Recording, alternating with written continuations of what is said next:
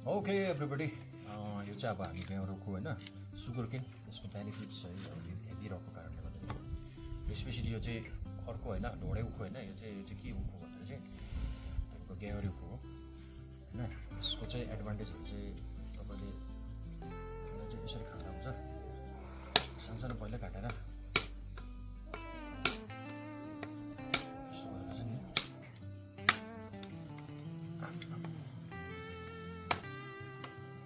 काट्दा भयो होइन। त्यहाँदेखि चाहिँ यसरी के गर्दाखेरि पनि हुन्छ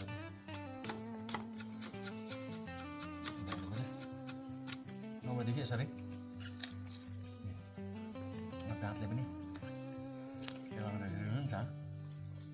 तर यसको चाहिँ केलाउनु भन्दाखेरि विशेष गरेर चाहिँ मैले के भन्नु खोजेको भन्दाखेरि चाहिँ यसको एडभान्टेजहरू चाहिँ के छ भन्दाखेरि चाहिँ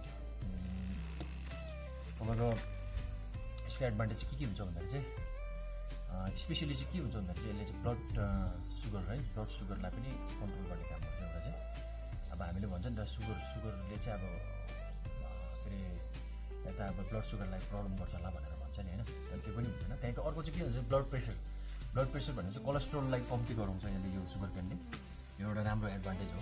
त्यहाँको अर्को चाहिँ के भन्दाखेरि चाहिँ अब लिभरहरूको प्रब्लम जस्तै अब लिभर जन्डिसहरू भयो, त्यहाँदेखि फ्याटी लिभरहरू भयो, यिनीहरू यसमा पनि यसले चाहिँ एकदम राम्रो काम गर्छ। त्यहाँदेखि अझै अर्को चाहिँ के हुन्छ भन्दाखेरि चाहिँ स्पेसल चाहिँ के छ भन्दाखेरि चाहिँ तपाईँको जति पनि युरिन इन्फेक्सनहरू युटिआई हुन्छ, त्यहाँदेखि यो एसटिडी हुन्छ सेक्सुअली ट्रान्समिटेड डिजिजेसहरू जति पनि छ यसले कन्ट्रोल गर्छ, राम्रो गराउँछ। र के अरे मतलब अब क्यान्सरियस अलिकति भित्र केहीहरू छ भने त्यस्तोहरूमा पनि एन्टी एजिङ्सहरू भयो, तिनीहरूमा पनि एकदमै राम्रो काम गर्दो रहेछ होइन। त्यहाँदेखि एन्टी एजिङ भनेपछि अब तपाईँको अलिकति स्किनको क्वालिटीहरूलाई इम्प्रुभ गराउने कामहरू गर्छ। त्यहाँको अर्को चाहिँ के गर्छ भन्दाखेरि तपाईँको यो जति पनि पिम्पल्सहरू निस्किन्छ यो पिम्पल्सहरूलाई पनि यसले कन्ट्रोल गर्छ। र यसको एडभान्टेज अब एकदमै बेसी छ है। तपाईँहरूले लिनुहोस् है, यो के भन्छ इजी एभाइलेबल हो। अब अहिले चाहिँ के भन्छ त्यसलाई कतिवटा बस्तीको कुराहरू अब खानु अल्छी गर्छ के गर्छ है, नानीहरूले अब स्पेसली अहिलेको टाइमको केटाकेटीहरूले यसलाई अल्छी गर्छ खानु।